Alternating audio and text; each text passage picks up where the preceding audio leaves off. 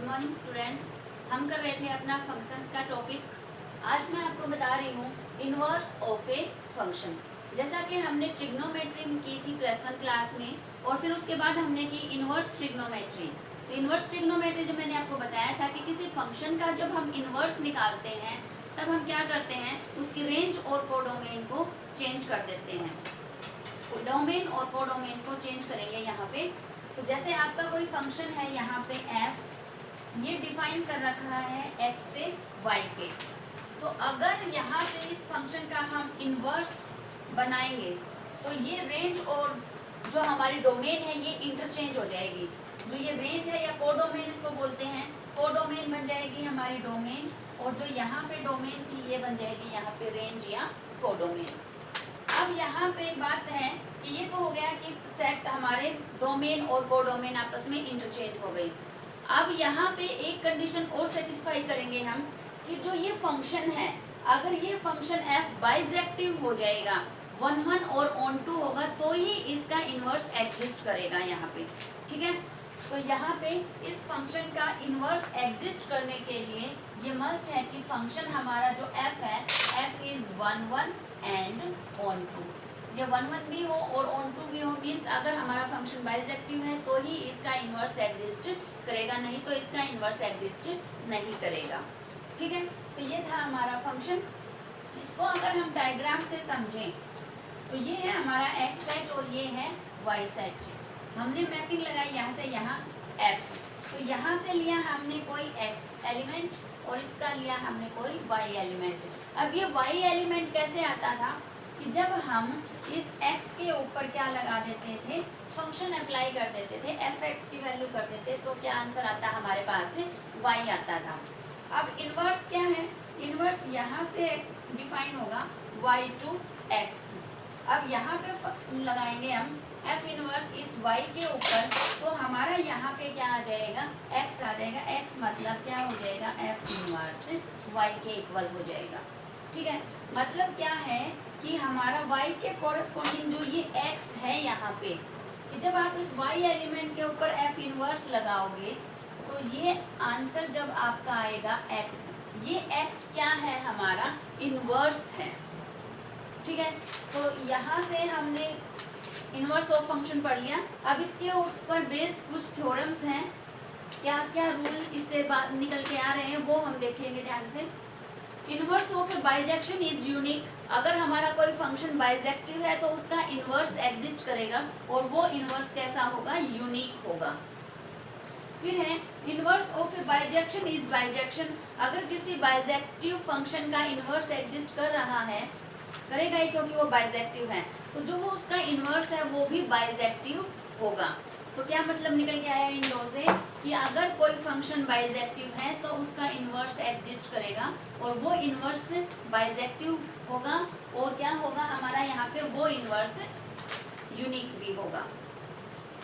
फिर यहाँ पे लिया है कि हमारा कोई फंक्शन है f x टू y और ये फंक्शन कैसा है, बाइजेक्टिव है। फंक्शन f हमारा x टू y डिफाइन किया है और ये बाइजेक्टिव फंक्शन है तब, और इसमें साथ में क्या दे रखा है, g फंक्शन है y to x। f function bijective दे रखा है, g इसका इनवर्स दे रखा है आपको, इनवर्स ऑफ f ये दे रखा है। अगर फंक्शन है और उसका इनवर्स आपको दे रखा है तो यहाँ पे जब आप इन दोनों की कंपोजिशन निकालोगे तो ये कंपोजिशन क्या आएगी, हमारी आइडेंटिटी फंक्शन बन करके आएगी। तो किसी फंक्शन की और उसके इनवर्स की जब हम कंपोजिशन करेंगे तो वो कंपोजिशन क्या आएगी, हमारी आइडेंटिटी फंक्शन आएगी। ठीक है, अब इससे रिलेटेड ये है आपकी, ये थ्योरम क्या कहती है कि f और जो g है ये आपके फंक्शंस हैं। कोई भी दो फंक्शन इसने दे रखे हैं, इसने अब की बार क्या दे दिया कि जब आपने कंपोजिशन लगाई तो वो आइडेंटिटी फंक्शन बन रही हैं। f और g कोई भी दो फंक्शन दिए, इस तरीके से वो फंक्शन है कि उनकी कंपोजिशन आइडेंटिटी फंक्शन बन रही है। अगर कंपोजिशन आइडेंटिटी फंक्शन बनेगी तो f बाइजेक्टिव होगा और g उसका क्या बनेगा, इनवर्स बन जाएगा। अगर g इनवर्स दे रखा है तो उनकी कंपोजिशन आइडेंटिटी फंक्शन देगी, और अगर आइडेंटिटी फंक्शन कंपोजिशन पहले से ही बन रही है तो जी क्या होगा, उसका एफ फंक्शन का इनवर्स होगा, और एफ फंक्शन यहाँ पे क्या होगा, बाइजेक्टिव होगा। एक बात और यहाँ पे इसने कही है कि जब हम एफ ऑफ जी करेंगे, यहाँ पे है ये, इसमें देख लेते हैं, ये रियल थ्योरम। थ्योरम क्या है कि एफ फंक्शन है एक्स टू वाई और जी कोई फंक्शन है Y to Z, are two bijective functions. F और जी दो बाइजेक्टिव फंक्शन इसने दे रखे हैं। आपने इन दोनों के ऊपर कंपोजिशन जब हम लगाएंगे तो कंपोजिशन देखो, जी ऑफ एफ कहाँ से कहाँ लगेगी, हमारी एक्स टू जेड लगेगी, तो ये composition X to Z defined हो जाएगी। और अगर हमारे ये दोनों बाइजेक्टिव फंक्शन थे तो जो ये कंपोजिशन आएगी ये भी कैसी आएगी, हमारी बाइजेक्टिव ही आएगी।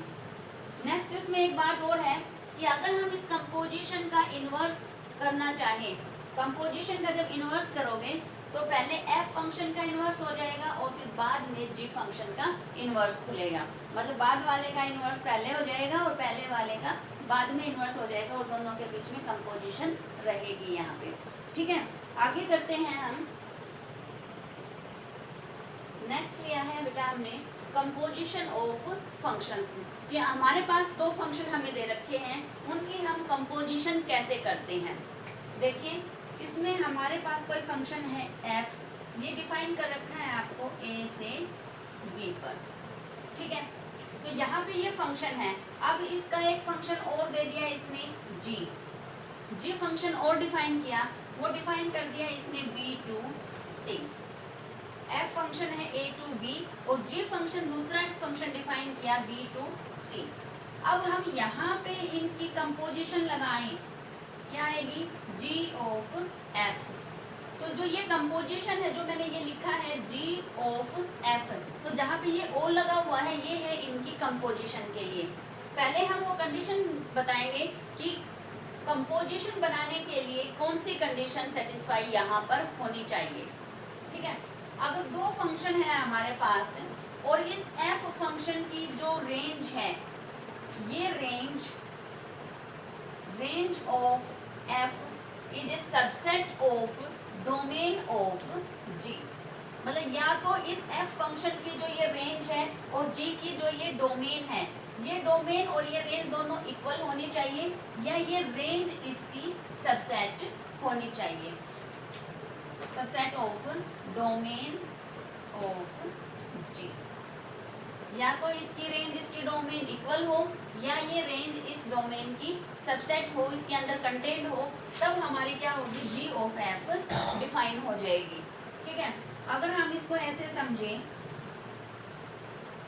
कि ये है हमारा a फंक्शन, ये है b और ये है हमारा c फंक्शन। f मैपिंग लगाई है आपने f a से b सेट पे, और यहाँ पे लगाई हमने g मैपिंग। तो f यहाँ पे हमने लिया कोई x एलिमेंट, यहाँ से ले लिया हमने कोई y एलिमेंट, या हम यहाँ से स्मॉल a स्मॉल b भी ले सकते हैं, और यहाँ से ले लिया हमने स्मॉल c। तो यहाँ पे ये b एलिमेंट कैसे आएगा, जब हम इस a एलिमेंट के ऊपर f फंक्शन अप्लाई करेंगे तो b इक्वल टू क्या आ जाएगा, यहाँ पे f ऑफ a। ठीक है, अब यहाँ से हमने g मैपिंग को अप्लाई किया है, g फंक्शन डिफाइन कर रखा है, तो यहाँ पे ये c कैसे आएगा, जब आप इस b के ऊपर g फंक्शन अप्लाई कर दोगे तो कौन आ जाएगा, यहाँ पे c आ जाएगा। अब b ऑलरेडी किसके इक्वल है, b की जगह पर हम ये वैल्यू पुट कर दें तो क्या आएगा, f ऑफ a। तो यहाँ पे ये क्या आ गई, ये आ गई है हमारी कंपोजिशन, क्या आई, g of f of a, ये किसके इक्वल आया, यहाँ पे c। तो यहाँ से हमारी f फंक्शन और g फंक्शन की जो कंपोजिशन हमने बनाई g ऑफ f, ये फंक्शन कैसे डिफाइन हो जाएगी। देखो f फंक्शन पहले अप्लाई करेंगे हम, उसके बाद में हम करेंगे यहाँ पे g function. f function apply हुआ है पहले हमारे डोमेन से, तो यहाँ से एलिमेंट लेंगे f फंक्शन लगाने के लिए, तो ये हो गया हमारा a सेट। लास्ट में g फंक्शन लगाने के बाद रिजल्ट आएगा हमारा, जो आंसर आएगा वो कहाँ जाएगा, g की रेंज में जाएगा, कोडोमेन में। तो g की कोडोमेन हो गई यहाँ पे c। तो f की तो लेनी है यहाँ पे डोमेन और g की लेनी है यहाँ पे कोडोमेन। तो ये composition A to C define हो जाएगी। और हम इसको कैसे डिफाइन करेंगे, कोई x एलिमेंट लेंगे A का जी, और जो ये कंपोजिशन है, कंपोजिशन रिप्लेस हो जाती है ब्रैकेट से f ऑफ x। तो इस तरीके से इस कंपोजिशन की जगह आपकी ब्रैकेट लग जाएगी g of f of x। पहले f फंक्शन अप्लाई करो x के ऊपर और फिर जो आंसर आ जाए उसके ऊपर g फंक्शन अप्लाई करना है। तो इस तरीके से कंपोजिशन हमारी अप्लाई हो जाती है। अब इस कंपोजिशन के ऊपर बेस्ड कुछ थ्योरम्स हैं, वो थ्योरम्स क्या हैं एक बार देख लेते हैं उनको। द कंपोजिशन इज एसोसिएटिव, हमारी कंपोजिशन जो ये होती है ये एसोसिएटिव होती है। मीन्स हम क्या कर सकते हैं, h of g of f, हमने 3 कंपोजिशन बना ली यहाँ पे 3 फंक्शंस की। आप इन दो को पहले कंपोजिशन में करो फिर इसको करो बाद में, या हम क्या कर सकते हैं h ऑफ g फंक्शन की कंपोजिशन पहले और f फंक्शन की बाद में कर सकते हैं यहाँ पे।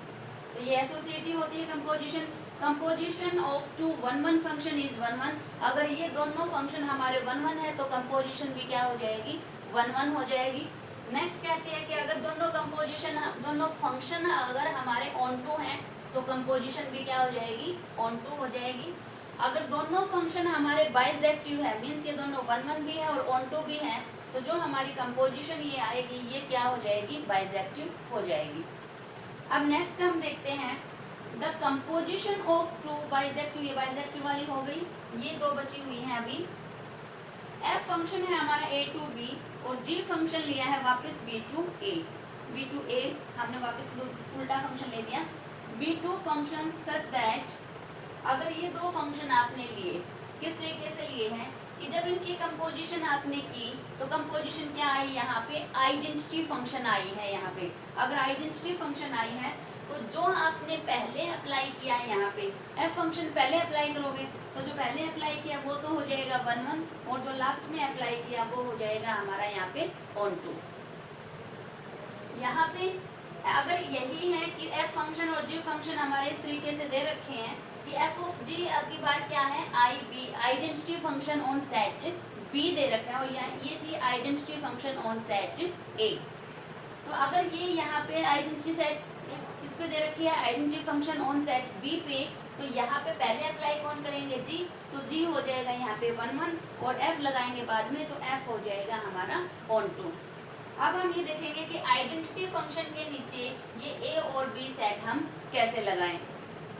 देखो आपने सबसे पहले लगाया f फंक्शन लगाया, लास्ट में आप लगाओगे यहाँ पे g फंक्शन, तो जो आंसर हमारा आएगा वो g की रेंज को बिलोंग करेगा। यही होता है हमारा कि जब हमारा जो आंसर आता है वो हमारे कोडोमेन में जाता है, तो g की कोडोमेन क्या है यहाँ पे a है, तो आइडेंटिटी फंक्शन के नीचे आ गया यहाँ पे a। सेम ऐसे ही हम यहाँ लास्ट में लगाएंगे f फंक्शन, तो f फंक्शन लगाओगे तो f की कोडोमेन क्या है b है, तो यहाँ पे क्या आ जाएगा b सेट आ जाएगा। ठीक है, तो आप ये कंपोजिशन ऑफ फंक्शंस क्या होती हैं और इनवर्स ऑफ किसी फंक्शन का हम कैसे निकालते हैं और उनके ऊपर ये बेस्ड जो थ्योरम्स मैंने बताए हैं इनको अच्छे से करेंगे और बाकी क्वेश्चंस हम बाद में करेंगे।